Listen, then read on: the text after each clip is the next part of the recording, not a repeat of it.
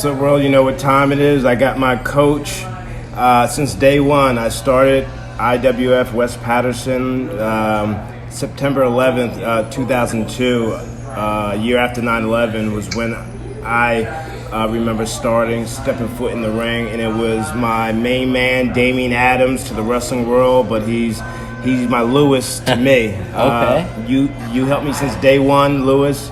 Damian Adams, Team Adams, in Wharton, New Jersey. And you talked to me about your experience starting off and you meeting me.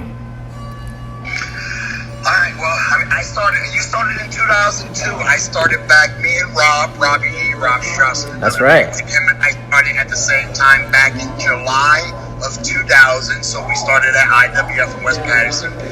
We trained there for about a year. And then we started traveling the country doing our own thing. And I guess you said 2002 you came in. And at that time when you came in, I was assisting. So I was actually training guys. I wasn't the owner of the facility. I didn't have my own facility at the time. Kevin owned the facility, but I was one of his trainers. So when Fred came in, I was working with Fred quite a bit. Nice. Joined up, yeah. I have to ask, man, what was your first impression of him when you first saw him in the ring? He was huge. He was already huge back then? Oh, no, not in the ring, because we didn't get in. Nobody gets in the ring right away. We were actually working on the floor and on the crash pad and stuff like that. Oh. Just, dude, now the best way to put it, when you're a coach, you see things from a different perspective that a lot of people don't see. Sure. Just footwork, positioning. You could tell when a person, even if they're not an athlete before wrestling, when you could tell when somebody just picks certain things up, the little details. And when Fred started, like within a week, you can just tell.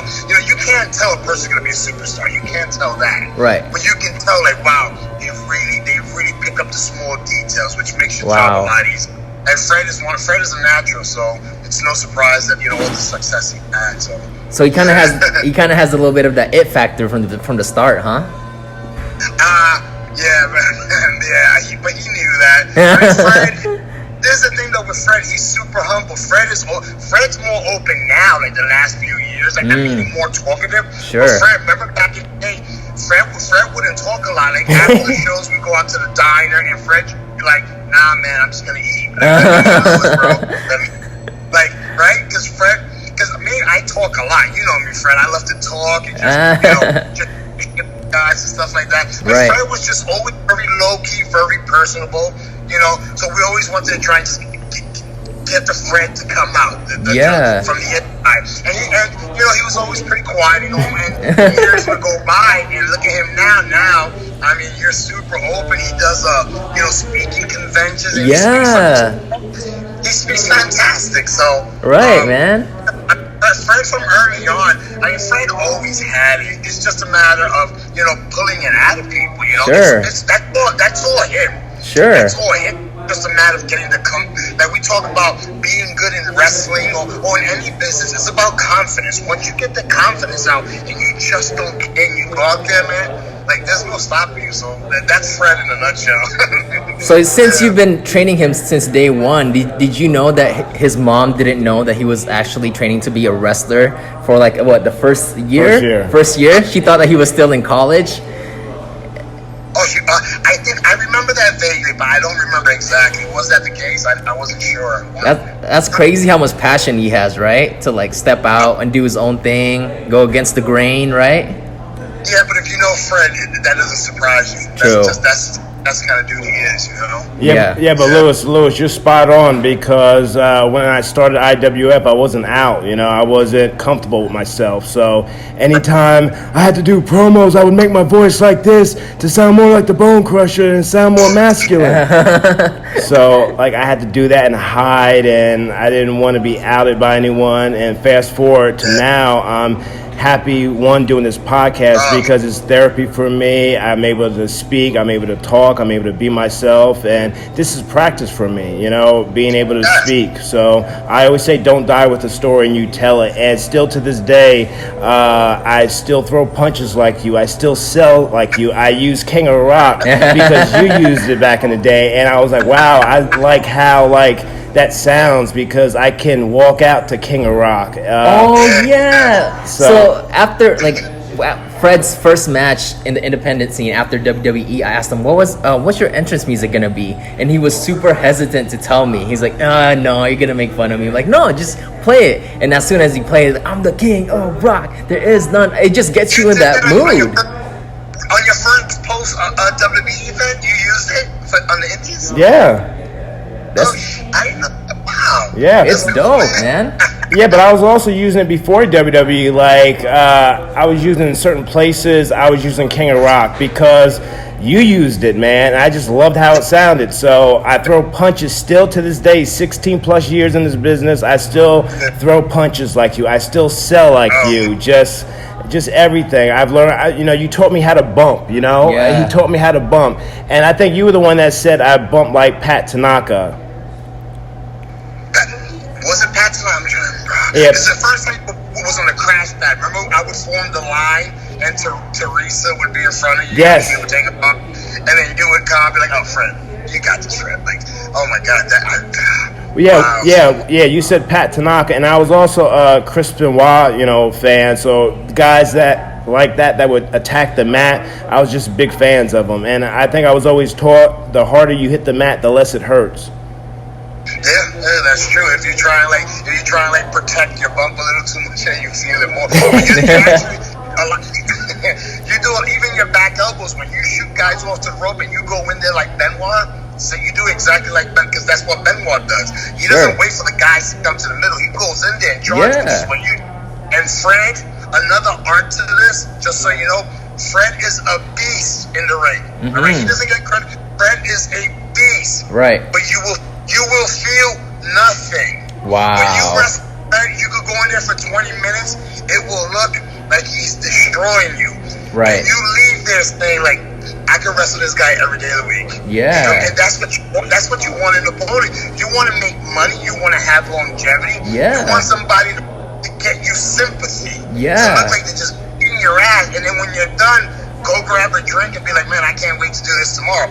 And like, what else do you want in an opponent? Like, Fred's a dream guy. Fred's a dream, and I'm not just saying it here. Sure. I told him he knows this. Like, I've told him this in person like years ago. And that's why I said, like, all his success in WWE and, in the Indies before that, his success now, everything he's doing, that's just Fred. That's just confident. Like, Fred's the kind of guy, like, even if it wasn't wrestling, if it was wiffle ball or something, if it's something that you want, like, whatever it is, like this podcast, like, right. About podcasts, I don't do podcasts. I mean, I'm gonna do Fred. Yeah. Oh, that's nice of you, man. If Fred wants this to do good, it's gonna do awesome. Because that's how Fred is. Fred just gives 120%. He doesn't have to turn it on. It just goes on. And I just noticed right now that you're wearing the Block the Hate shirt. That's really cool, man. Oh, yeah. There you go. The reason why, I gotta tell you, I just came from a show, right? So around the block, we did a show, an outdoor show at the Seashore Day Camp. So I had surgery. I got my C3 and C5 fused. So I got a metal in the back of my neck, and like a lot of pain. But obviously I couldn't wrestle, but I wanted to be part of the show. So aside from organizing, I had to do the ring announcing, and I was in a suit. Right. Like, bro, I was dying out there. So that's why I tell Fred, take your time and call me, because I want to take a shower, get dressed, and put on a t-shirt and get comfy. So what better shirt, brother? Of course. Of course, man. Of course. Now we'll probably, we're gonna skip around a little bit. Tell us a little bit about now moving forward after IWF. Now you're running your own wrestling school. Tell us about where it's located and your students that I adore. Carissa is one of my personal favorites. I mean, top to bottom, you've got some hungry students. So tell us about your wrestling school. Okay. My wrestling school, it's my training academy. It started a few years ago. It actually started by accident. Interesting. Yeah. Yeah, it started. I didn't want a wrestling training facility. What happened was a few years ago, I was working for another guy, that owned a facility, and I was a trainer. I did that for a few different schools. I never wanted to own my place. I wanted to just be a trainer because I love teaching. Right. I just didn't want to deal with the logistics, like the insurance, leasing the place and buying. The other side of it. I just like teaching. I want to be in the ring and teach. You know me, Fred. I don't want to deal with no nonsense. I just want to teach.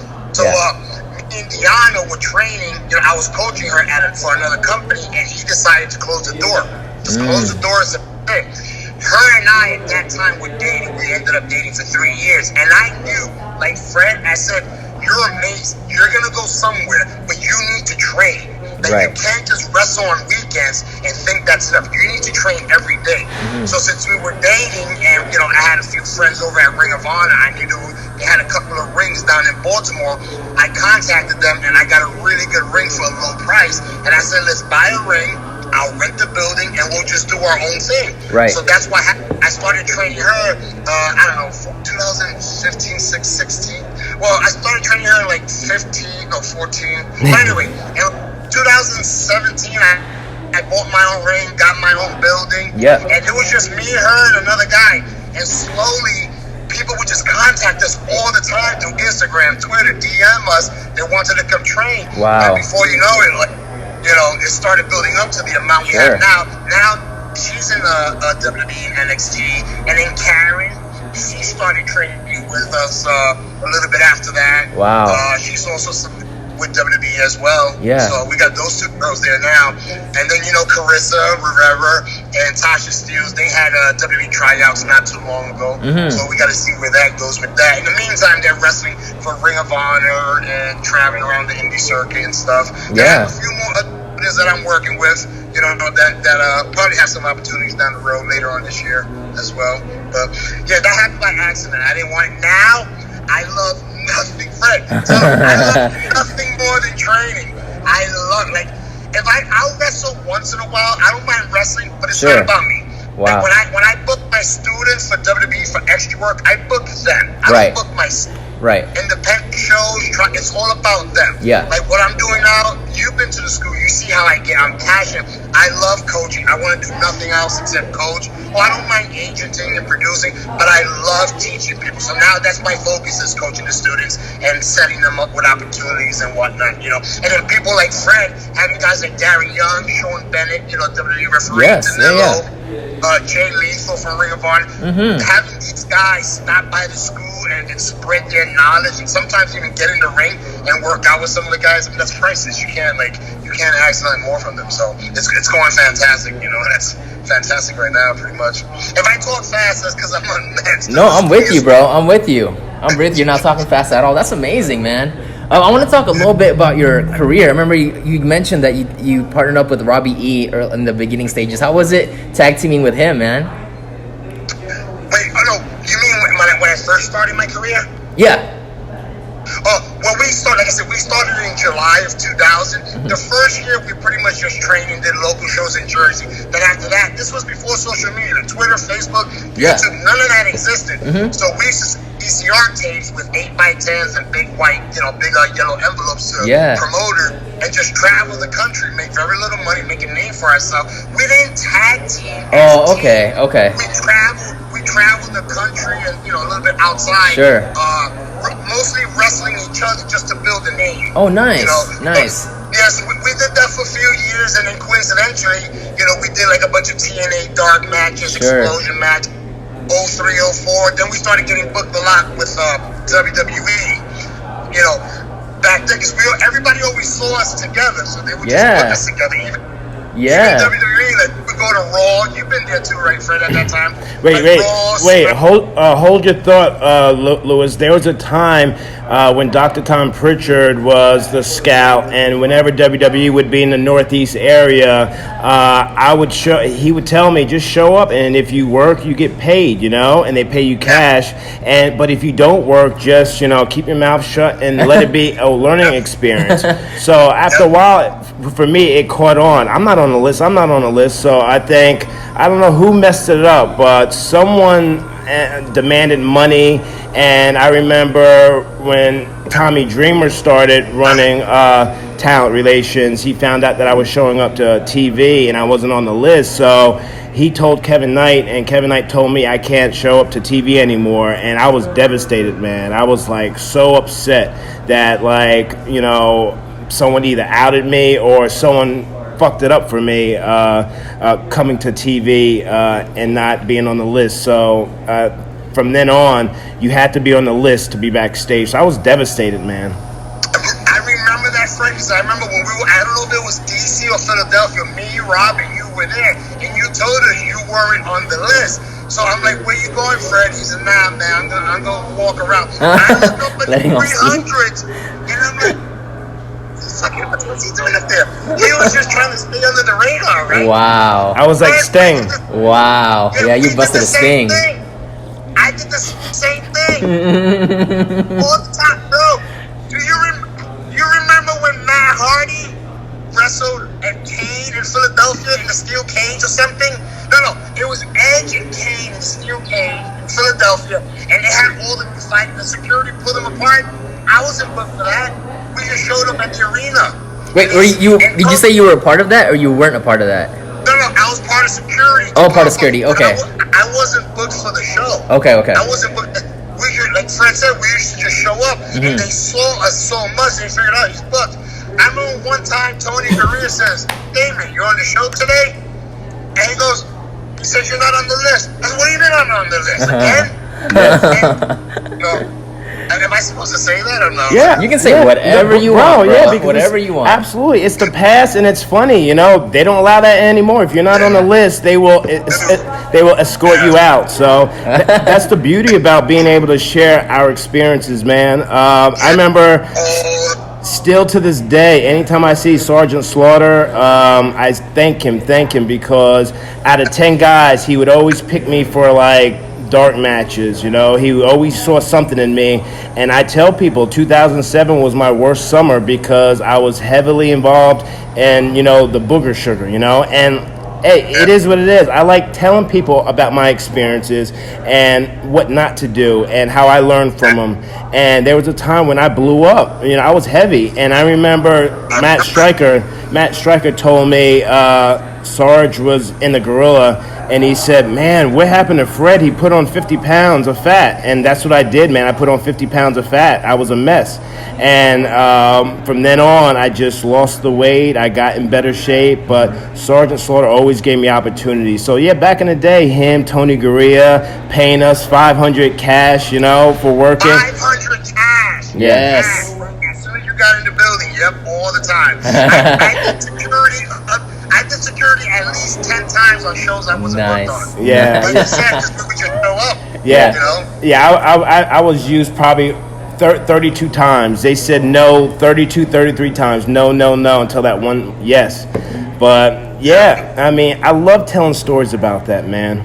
Me too. Do you remember? I'm sorry. No, go ahead. Go for it.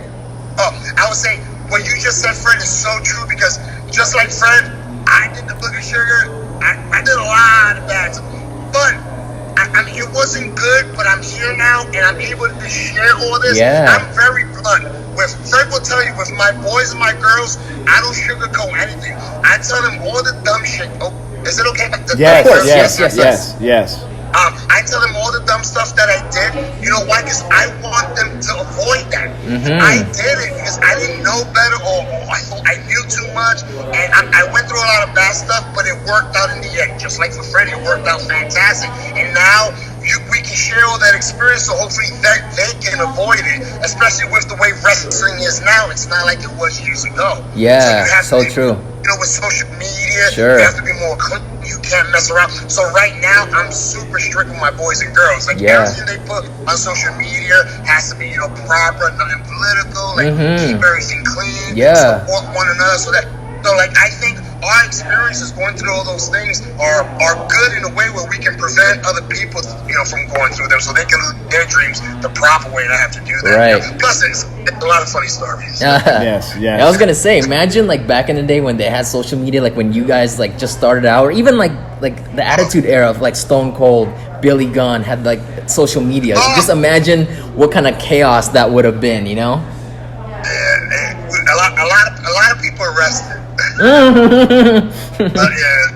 Yeah, so true, man. Yeah, you know, Lewis. We talk about when we started how like the pay was $500 cash. Nowadays, what are your students getting now? What, $150, and that's a check or something? At TV, I haven't asked them. I think it's $250, but I think it's a check. Yeah, it's a check that they mail it to the house. I don't. Yeah, so it's a lot different. It's a lot different now. It is what it is. But you talked about you're really developing and the women's division, the women's evolution with WWE it's growing. You know, and you're creating some beautiful. Oh, man, I gotta tell you, like, I mean, I'm not religious, not like that, but like, I am so thankful for the girls that I've had. Like, literally, like Deanna, she's just. I mean, she's Fred. She's a female Fred. Just absolutely. She has what you can't teach. Wow. She's just amazing. She's gonna be amazing. A megastar. Karen Q, another one. Two girls that started with us. Then now Carissa and Tasha, who are doing fantastic. They both had tryouts. They've done WWE, NXT, Impact Wrestling, Ring of Honor. They're doing good. They've been offered some stuff recently. So actually, right now, literally at this time, we're going through some talks with them to see what direction. So they'll definitely, either one or both will definitely be under a deal. Hopefully, very soon. That's gonna definitely get confirmed soon. And then, I got the boys. Exactly. I was gonna ask you that. Tell me about the fellows you got.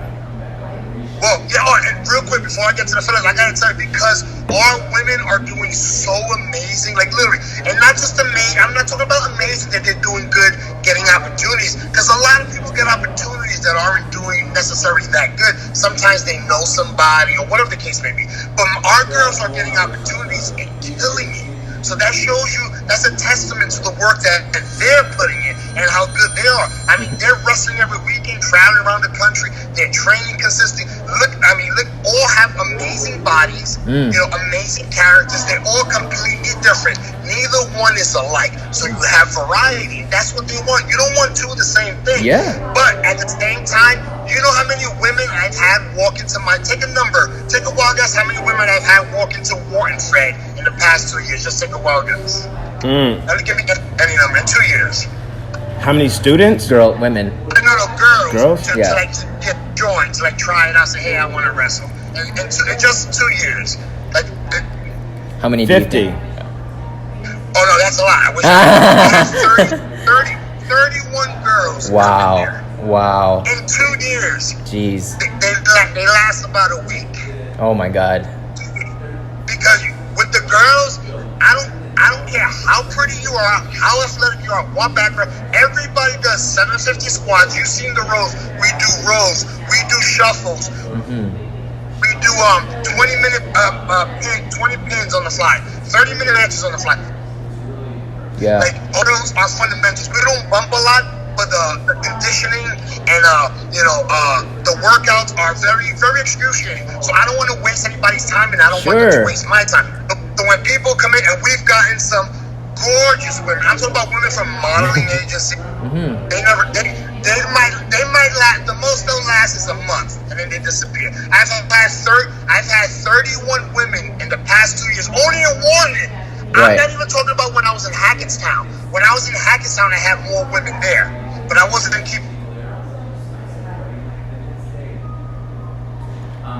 Come back, Damian. There you go. You're good. and they disappear.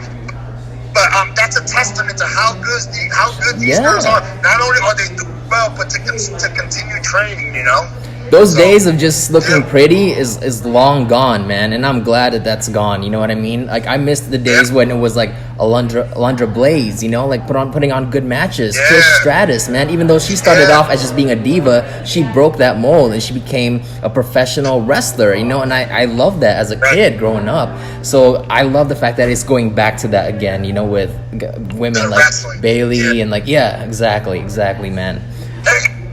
And in the same token, you want to have a like, you know, we're men, you know, we want to see pretty women, girls want to see pretty men, vice versa, whatever the case may be. So, you know, we try and package everything together. You want to have the best body you can, the best gear you can, the best wrestling ability you can, good psychology, look good. You try and cover the whole package. That way you have something for everyone. Right. Like, little kids don't care about arm bars, maybe. You know what I mean? You know, grown men want to see, you know, hot girls. Like, there's a little bit of everything. So you try and cover as much as you can, you know, with like Fred's like that in the male version, where he's always had an amazing body. Yeah. Always Fred can go out on the fly if need be, you know, last minute replacement. He's good looking. He can talk into the mic. So the more skills you have, the more you're able to cover like different aspects of wrestling, and the more opportunities you get. Absolutely. You know, Lewis, when I first started, I was taught 80s style, which is great, you know. I always use Dr. Tom's analogy. It's all ice cream, just different flavors. And, you know, when I was at IWF, probably 2007, I started to maybe venture off to ECPW at the time. That was nearby. I forget what city that was in, but I would go there and I would train with you and Josh Daniels, because you guys train like a different style, more of a, you know, you still wrestle, but you know, incorporate some running spots and stuff like that, some little cute stuff in the ring. So being at IWF, I needed to get that extra education from more you and more Josh Daniels. Can you talk about that? You see me at ECPW or that? Oh, absolutely. This is my favorite part. This is my favorite stuff to talk about. It's like psychology. Now remember, wrestling is subjective. So there's, like he says, the different flavors of ice cream. So if I say something one way, doesn't mean it has to be like that. Exactly. Some people like to do it this way, some people like to do it that way. So like with me, my favorite thing to teach is the way I was taught by Rip Rogers down in Ohio Valley Wrestling, was going on the fly and just feeling it. Because you can't dictate how a crowd's gonna feel, or you can't go in the back, plan a match fully, and think it's gonna go according to plan. There's gonna be changes. There's just gonna be changes. So if you're used to just going in the ring and feeling it on the fly, if things get off game plan, you don't panic because you know how to get back on the page you need to be. So that was one of the biggest things I work on to this day. And not only am I a coach, but I wrestle, you know, Fred, I wrestle all my students, and we'll get in the ring and I'll say, all right, me and you, 20 minutes, just listen to me, you know, and we'll work. And don't get me wrong, because Fred has said this and it's true. I said once in a while we'll also choreograph a 10-minute match, because if you're going to wrestle for WWE and it's a pay-per-view, they're going to want you to go over certain things, because they might need a camera shot here, or the finish has to happen here, or whatever the case may be. But many times, you know, things are going to get changed, and if you're the kind of person that's used to going on the fly, if things do get changed, you don't panic, because you know what, well, I'm used to going on the fly anyway. So that's the biggest thing I love to teach at training. We do everything on the fly. Fred was there recently. I mean, he's been with me many times, and like, we do 20 pins. My students can do 20 pins on the fly. Wow. Deanna can do 50. 5 with ease. Most people don't know more than 20 pins. Yeah. Like me. Or Rob might do 5 pins. Yeah. Deanna can do 50. In OVW, we had to do between 50 and 70 on the fly without stopping. So like, and you say, well, why do I need to know 20 pins on the fly? I'll tell you why. If you're wrestling on a show and a crucifix has been done, a sunset has been done, a schoolboy has been done, then what do? I'm going to do a victory roll. Nobody has seen that. So you stand out. If you go to a comedy club and the second comedian says the same joke as the first, you're going to be like, babe, let's go. Yeah, true. So true. You know what I mean? You just want variety. So like the only way you can do that is like today at the show, I told the guys, I said, guys, don't plan much. Watch the matches, and whatever's done, don't do. Just do something else. So easy. And if you train like that, it becomes second nature. Yeah. So when you're at a show, you can sit back literally and like, yeah. Let's go. And like it is, and it makes it fun. That's what's fun. Like right now, I texted Fred. I said, Fred, whenever you're ready to talk, let's talk. I said, I got my thing. I'm gimmicked up for my pain. We'll just shoot and talk. I don't have notes here. I don't have papers here. I don't need to choreograph. Just like when I went to the Performance Center, when WWE brought me down as a guest coach, in my head I'm thinking, I should have lesson plans. What I'm going to go over. Yeah. And I sat in the airplane and I'm like, what? Like what? What am I going to write? Like, if I have to look at notes, they are going to see me looking at notes and they're going to be like, can't you just think of it? I went in the ring and I started talking and teaching stuff that Robbie didn't go over. Anything he didn't go over, because he was I was shadowing him the first 2 days. Sure. So whatever he didn't go over, I did the opposite. Wow. So they get something different. Because what am I going to go there and repeat what he just said? The whole point of me going there is to get a different side of it. Doesn't mean they have to do it, but hey, if you guys ever want to try something different, you can do it like that. And not only did I do that, but I like to lead by example. So when I went into guest coach, you know I put my boots on. I put my boots on and I put my AMA pads on. And I said, I'm not only going to tell you guys what to do, I'm going to do it first. Wow. So I took, Kona Reeves. Yes, he's on NXT now. Yeah. Yes. From NXT. Yes. Right? Yeah. Kona. Yeah. So I used him as an example. I did the 10 pins on the fly with him. Then I said, we're going to do 5-minute match on the fly. You listen to me. Bang. So I think stuff like that is very important when that's my favorite aspect of teaching is learning how to talk on the fly, just having bullet points. Sure. And in a match, just give the person the finish where you want it to happen, and everything else just work to that. And I would do that a lot with Fred in Parsippany at ECPW on Lake Hiawatha. Wow, you're dropping some real knowledge right now, man. You have such a great mind for the business. I would love to one of these days just to sit in one of your classes, just to I never want to be a wrestler, but I just want to absorb the information. That's really, really cool, man. I want to talk about this match that I saw of yours, which I thought was super amazing. Was your WWE match with Road Warrior Animal and Heidenreich? Come on, what, are you embarrassed? Don't be embarrassed about that. That was a great match, man. Great. I got my ass kicked. Stop. You wrestled against Road Warrior Animal. How crazy is that? No, that part was dope. I was like, man, I want that Legion, Animal and Hawk were awesome. Oh my god. So for that I marked. I was excited. But when you're in the business, you kind of see it differently. Sure. But no, inside I was like, man, this is cool. But I wasn't so much excited, not because we were losing. I can lose every match. I can care less about that. Right. It was more like little things like for example, he shot me off, I think, and then he dropped down and then gave me a power slam. Which if you're in control, you don't need to drop down. So then do a power slam. You're already in control. You can drop down from it.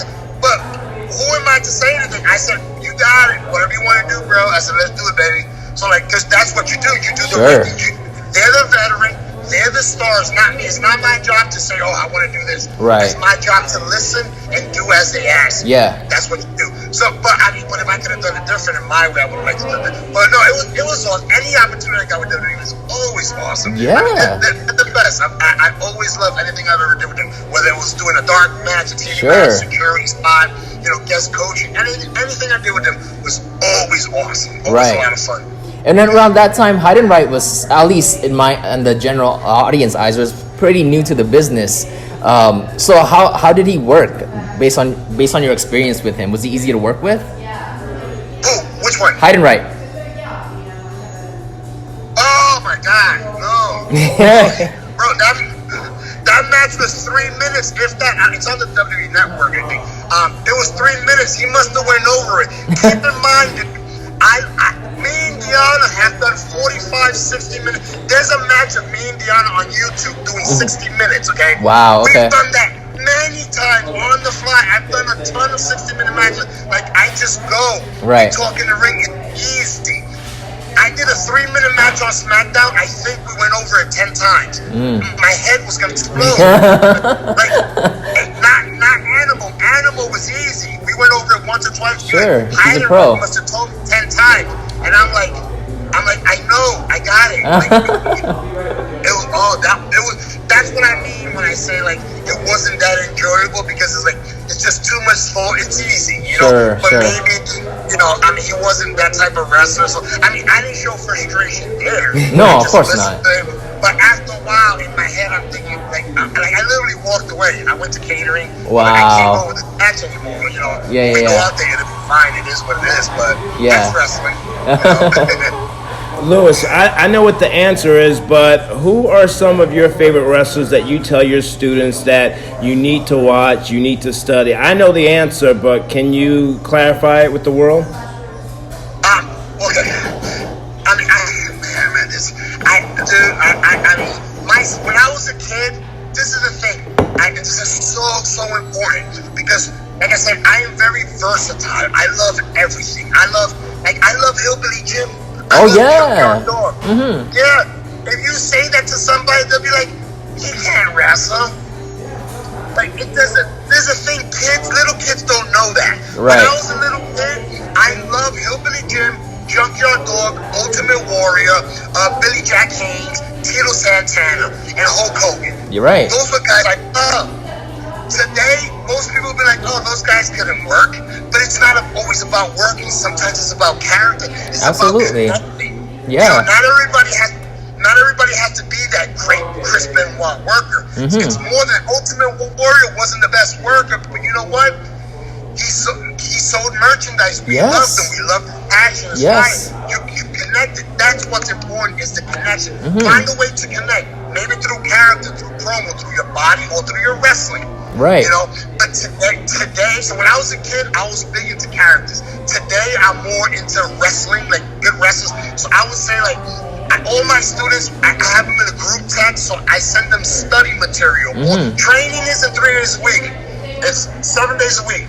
I send them study material. I send them Brad Armstrong, Ricky Steamboat, Harley Race, Barry Windham, Ric Flair, Bret Hart, Jake Roberts, Al Perez, and obviously Deanna, Fred, and like people that I trained, because you guys made it. So obviously I send a lot of like we watch.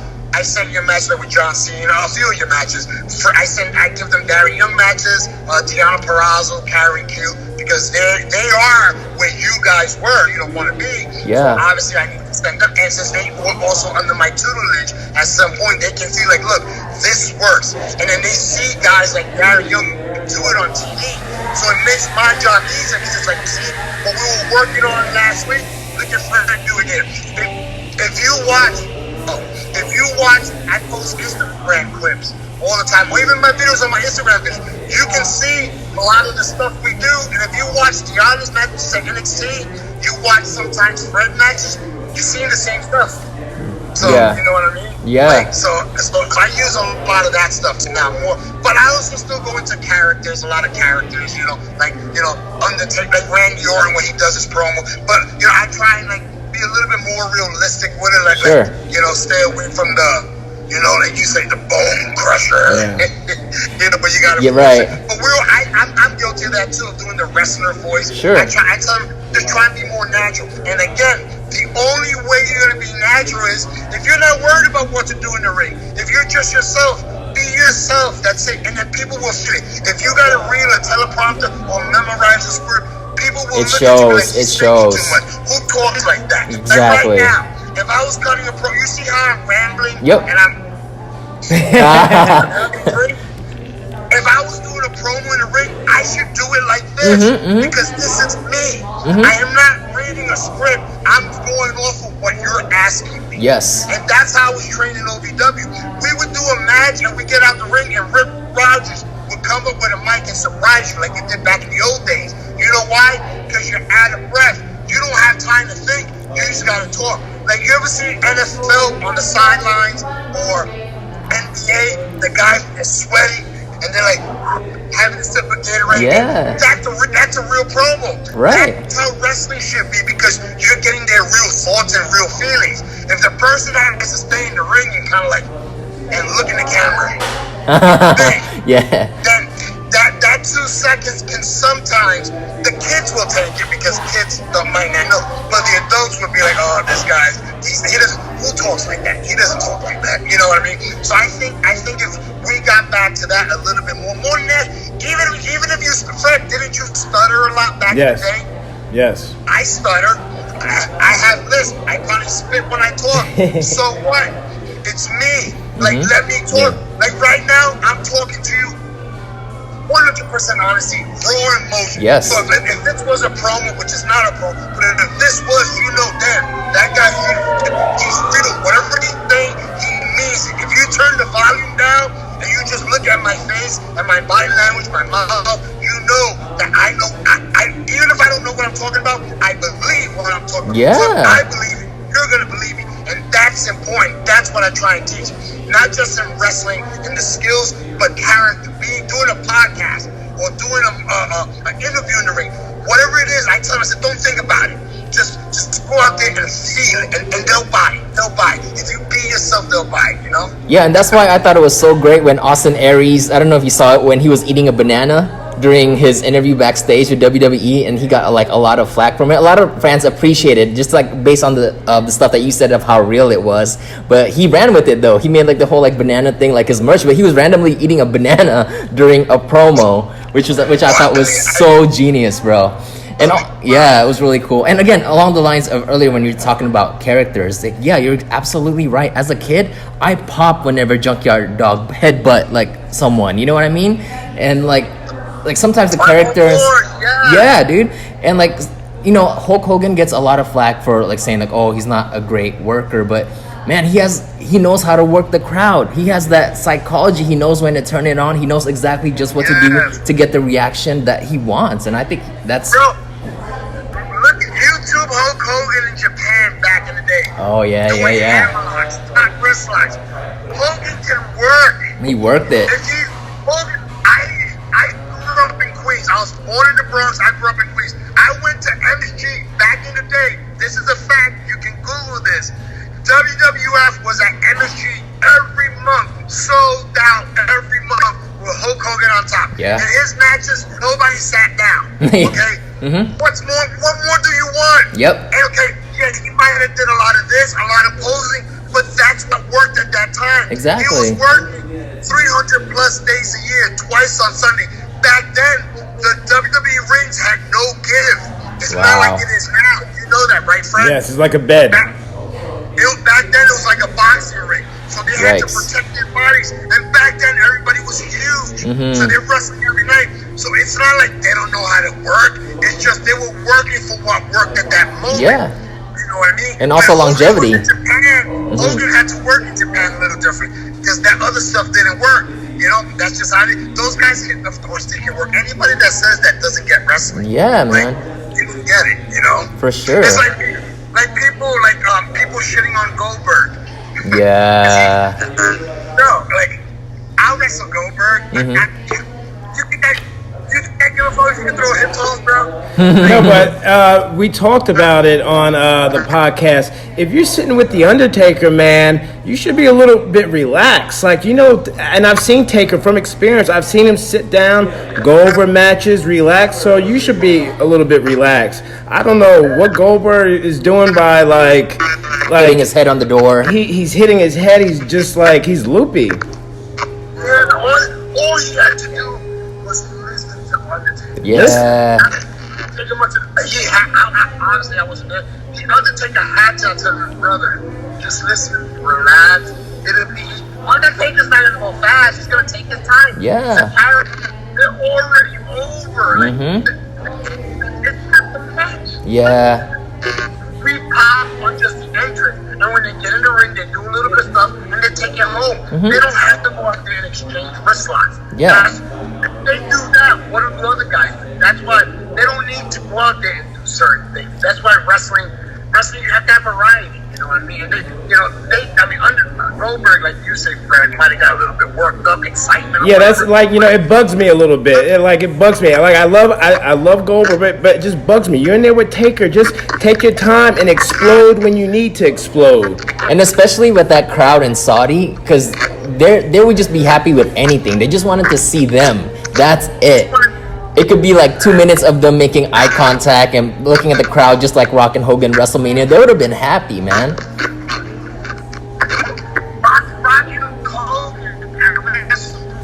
Mm-hmm. When they look that way, it's perfect. Yeah. They look that. Oh my God. Perfect. I said that to my students. But you remember that, right, Fred? Yes. Hogan and Rock. Of course. Fantastic. You know. So, yeah.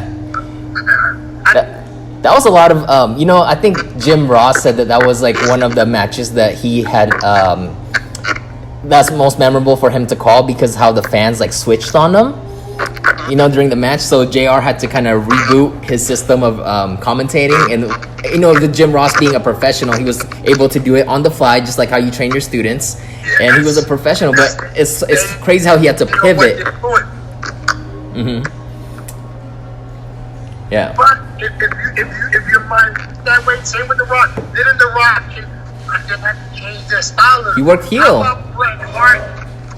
Austin, remember WrestleMania 13 where they had to they switch roles? Yep. They, you know, but those guys, they know what they're doing. If they gotta change it in the ring, if something's gotta be changed, they don't panic. They just go in there and do it because you know they can work. They can work on the fly. So it's you know, they don't need to panic. Those guys, that's why they are who they are. I mean, I wish we had more of that today. I wish we could go back to more of just go out there. But the thing is, if you're not trained that way, you know, I get people that come from schools and when they go in the ring and they gotta wrestle like 20 minutes on the fly, they can't because they gotta work. You know, so you go to shows, Disney shows, everybody wants to plan, and you're like, listen, this go out there, have fun, you know. If it gets, they will be fine. But if you don't train that way, you're not gonna carry that into show. Sure. And you know who I think is the master of that is Shawn Michaels, because I remember when he had the feud with Psycho Sid. This was in transition where the fans were turning on Shawn and they were cheering for Sid, and you could tell in the middle of the match when Shawn get that sense, he'll start cursing at the fans, you know, like he'll make little remarks to someone in the front row, and he'll turn just a little bit heel on them, and that was so smart of him. And he's able to do that because it's feeling. Yes. If you're just focused on your next spot, on your next move, or this or that, or listening to like this, whatever thing for, then you're not gonna listen to the crowd. Right. You're gonna listen to what you need to change. Right. If you're freeballing and you're like just working, you're like, man, this ain't working. I'm gonna turn this around and just, hey, that's what works. I mean, look at the best. Look at Jack Nicholson, Denzel Washington, man. The best actors out there, they work forever. Like their stuff is so good to this day, it holds up. Yeah. Because they improv. Hey, if it doesn't go for it, I'm gonna do it my way. We're gonna talk like this. This is how I talk. I don't need to change. Yeah, it's true. And they're still making great movies. You know, yep. Same thing with Tito Santana. Right? Tito Santana can still work. Yes. Really? Yes. What? He still works. Oh my gosh. I wrestled Tito Santana like 3 or 4 times. Every time we work, he said, Damian, I listen to you out there. Let's have fun. Wow. Hatred. Yes. It's going to be easy. I might chop you a few times. I'm like, okay. Sorry, Tom, we'll call it out. He just has to get that one spot in the corner. Yes. But everything else, just call it out. That's funny, man. Wrestling is so hard physically and mentally. You want to have fun. We get into this because it's and it's like going on a date. When I go on a date with a girl, I don't know what thinking. I dress nice, I smell good, make sure the car looks good, and I think myself. I talk to her, I ask her a lot of shit, and I feed off whatever she asks me. Then she knows you're being organic, and you can talk. People like people that are talkative, that can talk, that can represent themselves, and I want to know, hey, I'm gonna ask whatever you want. I'm gonna answer, but we'll just talk. You don't want to go in there with a pre-planned answers or the typical, because then people can feel realness. Yeah. And I think, especially with social media, so many people, when you put a certain face or a certain way on social media, then when you meet them in person, you're like, you can't edit that real shit out. You can edit that Instagram. Yeah. But when you're in person, I'm not like that. Fred will tell you, I'm not a perfect person. I have my bad habits. I have a lot of good habits. But when you meet me, I'm always gonna be real and honest. Yeah. I'll always be. My memory is awful, so I ain't gonna lie, because I won't remember my fucking life. So wrestling, just like real life, it's just like dating, it's just like work. Just go in, nothing. And be the best. It doesn't guarantee success. Nothing guarantees success. But the longer you're at it, and the longer you keep hustling, something will happen. Just don't quit. Yeah. Something will happen. Where, who knows, but something will happen. Yeah. That's a great advice, man. And I know you already mentioned some of the wrestlers that you watched growing up, but if you had to choose, who was your guy? Like as a kid, as a wrestling fan, who was your guy? Hulk Hogan. Hulk Hogan, sure. Yeah, sure. Yeah, that was a lot. Hulk Hogan in the 80s and like Steve Austin in the 90s. Yes.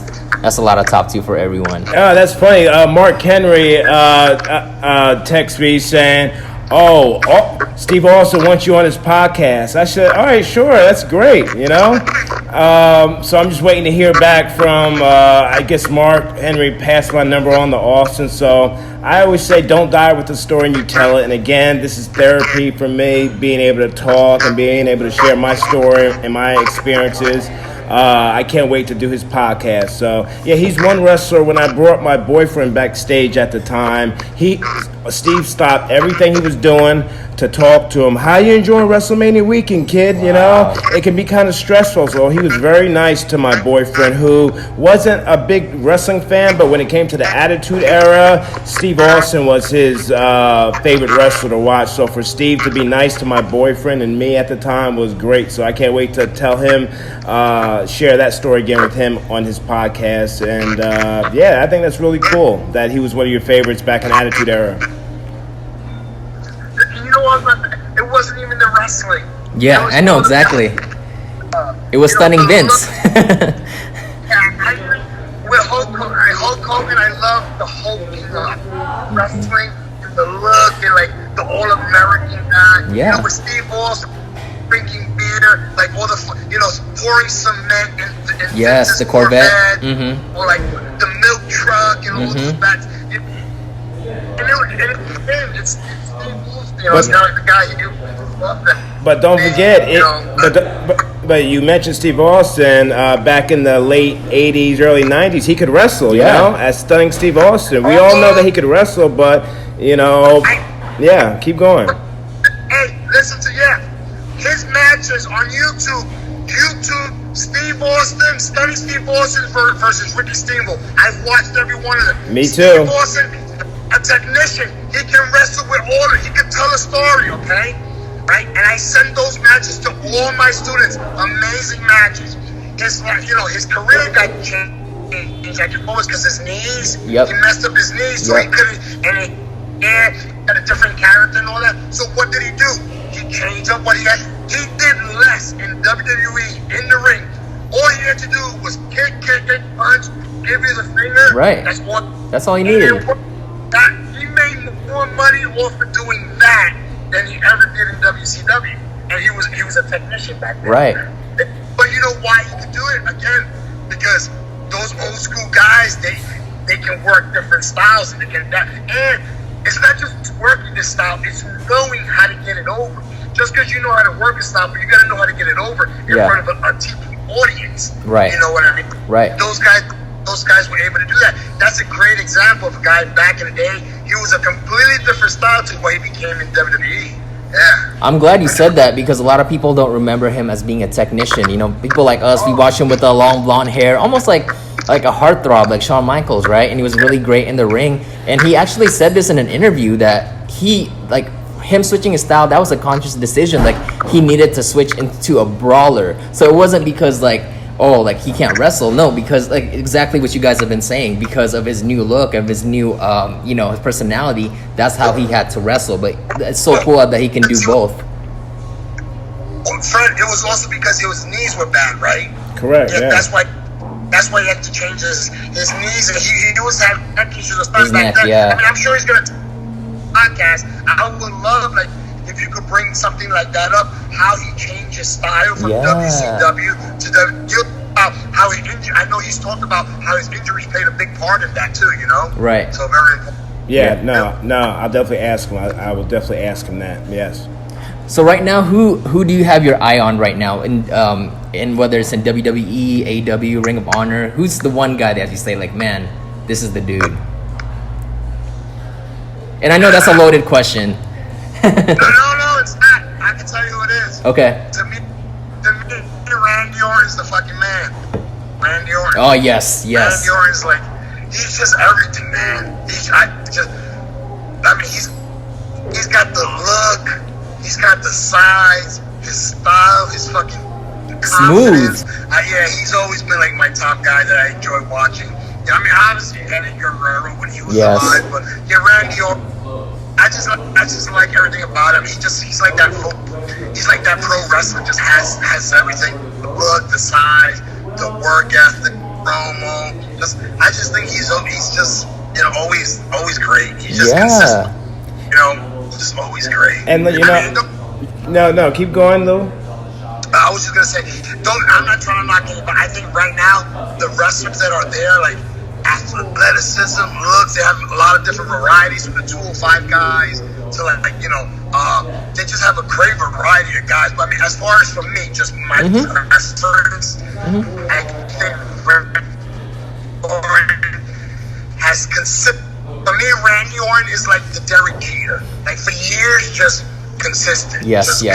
Always looks good. Always wrestles good. Yep. Just he's like that. He's like that company guy. Like box. Like you'll be there 20 years and you just always be good. That's just my preference, But there's a ton of great guys. There's a ton of Yeah, and I'm glad that like with Randy Orton being the company guy, sometimes being dependable kind of hurts you, right? Like a little bit like Dolph Ziggler, you get used to be like the utility guy that can like put you guys over because WWE trusts you because you're always good and you're great at your job. But Randy Orton's always good and great at his job, but he actually got championships. You know what I mean? Like WWE put him in the spotlight, which is really cool because it doesn't happen to a lot of great workers like Randy Orton. But he is gifted, and I think when we look back 10 to 20 years, we're gonna look back at Randy Orton just like a Shawn Michaels, a Bret Hart. Even like Triple H himself like compared Randy to Shawn, and like that's like the biggest like compliment you could get. I agree. It's funny. Last time WWE was in the California area, they were in Ontario, California. So I just showed up backstage just to be nosy and say hi to everyone. And I had ran into Hunter, and him and I had a serious conversation. And I said, "Hey, I really enjoyed your match in Saudi with you and Randy. I can watch you guys, all the time. You guys." No wasted movement. Everything you guys do means something. And I wasn't kissing his ass. I still, in my childhood room, I still have posters hanging up of him. So I was genuine about it. It came from the heart. Like, I enjoy seeing those matches between Randy and Triple H. And Randy always likes my stuff, on social media. So I get giddy over that. I was like, oh, yeah, that's cool. Randy, his wife, Kim, is a big fan of me. And the whole Block the Hate movement. So I still get giddy, and I tell students, if you're gonna watch anyone, watch Randy for the way he moves, all that stuff, the total package. So yeah. Once a fan, always a fan. Fred, when you said the little details that you just said, no wasted move. Those guys they just don't waste. They do something is for a reason. Even their footsteps. People don't look at their footsteps. Even their footsteps, when they transition, little stuff, everything they do is for a reason. And that's just experience, man. Those guys, they're badass. A lot of people don't see that part. Yeah. People just look. A lot of move sets, or like, oh, this guy's muscular. It's those little things that are hard to. Those guys do that are amazing. Oh, Triple H and Randy. I'm the same way, Fred. I can watch all their matches all the time. I'll never get tired of it. And I think The Undertaker is a great. No, go ahead. Oh, Undertaker, yeah. But I was gonna say I watch it from a different, obviously not a fan perspective, but from a different perspective. Like I watch their feet, their transition. Yeah. You know, like, man, just so good. You right. know, so. But there's a thing, when they're so good, sometimes you don't. Average people don't appreciate it because they make it look so easy. Sure. Because they're so good. Sure. You know? Sure. I've been told my stuff in there is years ago too smooth, you know? And like I didn't understand that, too smooth. So then that's when I started maybe sometimes you got to get off track to get on track, and stuff will be a little rugged. If I go to lock up with you, I might just lock up and break. I might shove you in the face. I might try to shoot in on you. Just like your one amateur wrestling student, I said, yeah, Ray. I said, watch Kurt Angle, watch Kurt Angle and Randy Orton, to be exact, from One Night Stand, you know, and how real that is. And you know, if you have an amateur wrestling background, incorporate it, make it look rugged. Don't always go in for the lockup. Go in for a single leg. You know, like get tripping to the ropes, you know, if you're like, you know, tussling with someone. It doesn't always have to be so clean, like lock up, you know, like. Yeah. I know, I agree with that 100%. Especially, you know, I mean, we all know wrestling is a work, obviously, but. What? You know, I'm just kidding. you never want to, you don't want to bring it into their mind. Like when we go to the movies, we don't, you know, we get caught up in the action, and during that 90 minutes, we think, all right, this is happening. So wrestling the same way, we all know it's work when you walk into the arena and whatnot. But during that time, you want to believe, like, oh wow, that looks ordered, you know. So it should never look. Rip Rogers used to tell me that all the time. He said, Lewis, you do a lot of great mat wrestling, too smooth. If it's too smooth like a dance, not good. Some resistance. So that's what we do. We'll work it. So I still got it on my Instagram story right now. I got a girl. We were doing chain last night, and I made him do it over because I told him it was too smooth. It's on my Instagram story right now.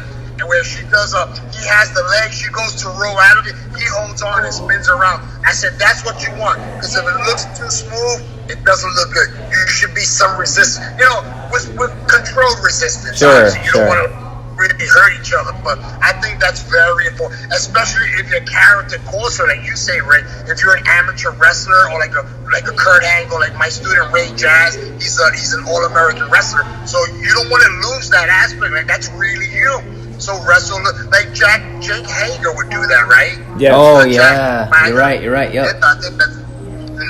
With Jack Swagger, when I found out he was going into MMA, I said to myself, and I said to my social media followers, I said, man, it's going to be scary for anyone that gets in the cage with him, because one, he's got a long reach, and Swagger said that's the one thing he's got to work on is his striking. But the amateur wrestling and like getting hit by him, I always tell people, you get rocked, but it's safe, but you feel it because he's just that big and that solid. So, yeah. And even Edge on his podcast with Christian, he talked about the strength of Jack Swagger, and like whenever he goes for the Swagger bomb, Edge doesn't have to do anything. That's all like Swagger picking him up and dropping him down. You know, like he didn't do any work for that, and he's just like, yeah, just like Fred said, like he's scared for like Jack's like opponents, like for MMA, because he's freakishly strong, man. Big strong dude. Yeah. Oh yeah. Love that stuff, man. Yeah, well, what's that? I was saying, how come I only see half of each of you? Yeah, both. Because we're filming up top here. They won't see your face. They'll hear the audio, and they'll be watching us like the camera is facing us. But I'm gonna have a picture of you though the whole time. Yeah, we'll have a picture. Yeah, we'll have a picture of you, so it'll look clean. Well, are you gonna have a good picture of me though? Of course, man. We got you.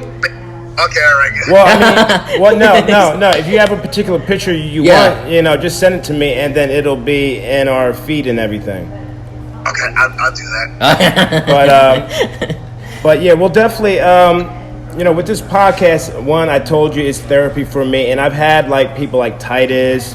I've had who else have we had? We've had Jake Atlas. Yeah, Jake Atlas, who's another LGBTQ wrestler. So we've had a guest. What's that? He's from California, Santino Brothers, right? Santino Brothers, very good. And like, it's weird, you know, I always say the West Coast and East Coast have a different way of training. So it's very intriguing to see how the West Coast guys train versus the East Coast, training. But I'll definitely have you back on again, because with the podcast, yes. like I have people that mean a lot to me, and you mean a lot to me. And I always, and anytime I can come to Team Adams, I'm going to come and help promote it and help support it and all that stuff. So I always say there's room for everyone at the finish line. So however I can help you and your school grow, I'm on it 120%, So this podcast is very important to me. So thank you for not only being a guest and hopefully being a future guest, because I want to hear more from you, hear from your students, and all the other good stuff. Fred, and thank you so much. It's an honor for me to be on. When you told me that, when you texted me about it, I said, bro, anytime, let's do it right now, whenever you want. So no, this was an honor. It was awesome. I'd love to do it anytime, man, for sure. Thank you for having me on, man. This was pretty dope. Yeah, and a great therapy session for me. And you please take care of yourself and knock on wood. I've had my fair share of injuries. The Tommy John to my elbow. I never played a baseball a day in my life, and I was rehabbing like a baseball player. If it wasn't wrestling, it'd probably be baseball for you, right? Correct? Yeah, baseball. It was wrestling. Yep. So I've had my fair share of injuries. So for you to be able to take time, you just got out of surgery a couple days ago. I mean, it means a lot to me. So I tell guys to this day, athletes, take care of your body. Injuries come with the territory, but take care of your body. Neck health is so important. But thank you so much. I appreciate it, bro. Thank you so much. Such a pleasure, man. No, the pleasure and the honor was all mine. Thank you guys for having me on. I really appreciate it. I love you, Fred. I love you too, Lewis. I love you. Take care. All right, you too. Thank you. Take care, fellas. Peace Take out. care, man. Peace out. All right, peace. Man, such a great guy. Yeah. So easy to talk to, and he has so much stuff to say. Yeah. So knowledgeable, man. He's got a ton of stuff to say. This podcast is therapy for me. Anytime I refer a guest, it's going to be very meaningful to me. Yeah. And this is guy Damian Adams to the world, but he's Louis Almodovar. Almodovar, that's his last name? Yeah. Almodovar, okay. To me. So we've traveled many miles. We've traveled many miles on the Independence, and I still, like I said, throw punches like him to this day. Yeah. Certain movements I still, wrestle to this day. And, we talked about that believability in wrestling. Yeah. What makes me very excited is when I can go out in the ring and do something where a fan in the crowd can say, wow, that looked real. Mm-hmm. Oh, is that a tooth that came out? And they're saying that about me. So that means that you have the fans hooked and you have them invested. And then it's a domino effect. Like, oh, man, this is serious. You know? This isn't like entertainment. You know? Yeah. So I always want to, have the people believe. And that's so important to me. And he's great at pulling emotions out of the fans. And that's something that I mirror, and that's something that I love. I would love to sit in one of his classes one of these days, because just with a little bit of time that we had with him, he dropped so much insight on the business that a lot of people don't think about. Just things about how he would say, don't copy what's already been done that night. You know what I mean? Do something different. Think of a different pin. Those are some little technical stuff that the average audience don't think about. It's just really cool to tap into that. Sure. And being knowing how to call it in the ring, meaning you just go in there freestyle and listen to the more experienced guy, or you go in there where you plan it from A to Z. Because don't think that Undertaker and Shawn Michaels WrestleMania are just gonna go in there and let's just call it in the ring. No, because they're worried about camera angles and all that stuff. So it's very important that